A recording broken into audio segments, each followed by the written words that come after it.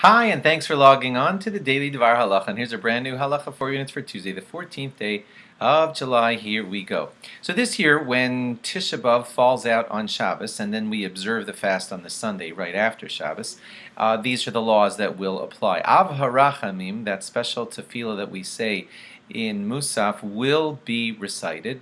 It is a sad day, and Av Harachamim is recited because it's not treated like it's festive. Now, this is going to sound like a contradiction, but at Mincha time, when we're getting closer to the observance of Tisha B'Av, we will not be saying Tzidkas Chatzedek, and that's because, as we had explained to you a couple of days ago, Tisha B'Av is referred to as a moed, which doesn't exactly mean holiday, but it means like a meeting with Hashem. And due to that moed status, we treat it as a non-tachnun time when we get close to Tisha B'Av. And in the afternoon that precedes the fast, anyway, we won't be saying Tzidkas Chatzedek at the mincha of Shabbos afternoon. If somebody is having a bris on the Shabbos that is Tisha B'Av, of course it's allowed to be held. If it's the 8th day, you have the bris on the 8th day on time, and the Seudah can be held and everything, but it's best if you have it before Mincha time. It's best if it's done in the morning.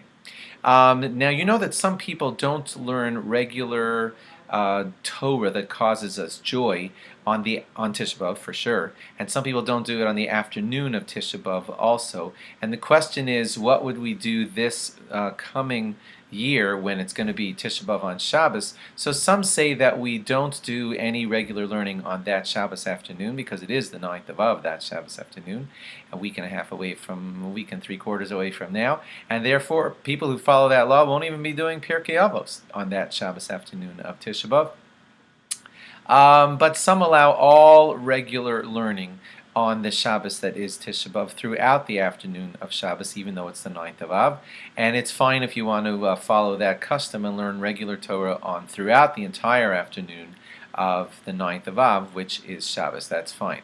No Havdala is recited at the end of Shabbos. We're going right into the fast, like simultaneously, and so no Havdala is recited. The only thing that will look, two things that will look like Havdala will be, of course, that you say Ata Chonantanu, that special paragraph which declares the end of Shabbos. You will say that in your Marav Shmona Esrei.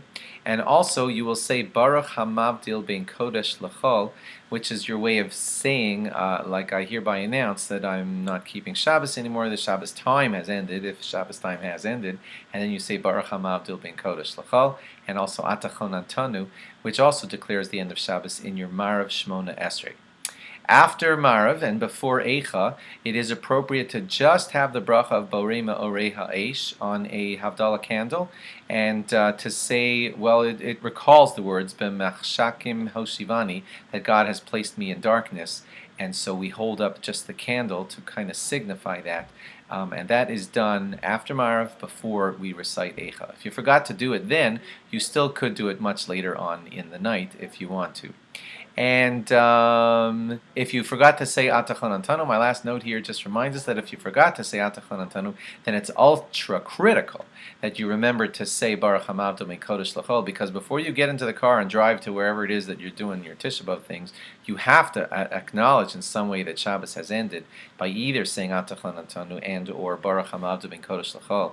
But if you leave out both of them, wow, then it's still Shabbos. You're not allowed to be in the car. Thanks for logging on. Log on again tomorrow for more. Bye-bye.